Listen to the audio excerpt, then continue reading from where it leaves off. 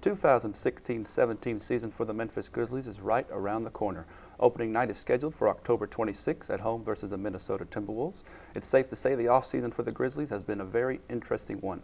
Here to break it all down is senior editor, contributor, and analyst for the Grind City Media at Grizzlies.com, Michael Wallace. Michael, thanks for joining us. How are you? Thanks for having me. Glad to be here.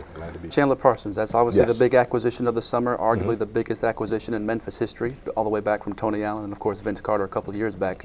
But Grizzlies fans are a little concerned. It was going to be maybe 6 weeks where he was going to be coming back from the knee operation. But now we're talking almost 7 months and still hasn't played 1 minute in the single preseason. Right. So what are your thoughts? It's tough. I have talked to Chandler about that, and Chandler would like to take back that 6 week time frame that eventually or ultimately got out there.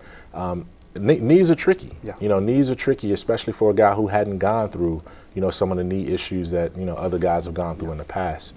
What I can say is that he's out there working every day. He's conditioning every day. If you come to the games early enough, you'll see him do his on-court work. And he's cutting, he's shooting. I wouldn't say I can't put a time frame on it because David Fizdale is not putting a time frame on it. But he will be available for the Grizzlies at some point. I would think in November, early November, if not the season opener. See, Zach Randolph, clearly one of the best players in franchise history, now making the transition over to the bench role. Dale from day one said, Zebo, you're coming off the bench. And he bought into it day one. It's all about the team.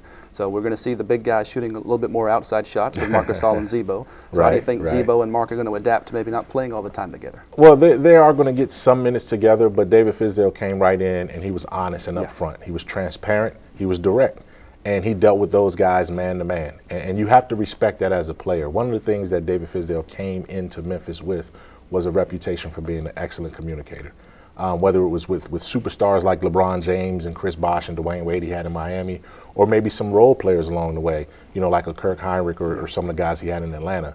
And to come in and respect Zebo enough to say, hey, listen, this is what my plan for you is. And this is how you're going to flourish in this plan. Just buy in and trust me, and you're going to be able to do everything that you've wanted to do. I'm not taking anything away from you other than hearing your name mentioned among the starting lineup.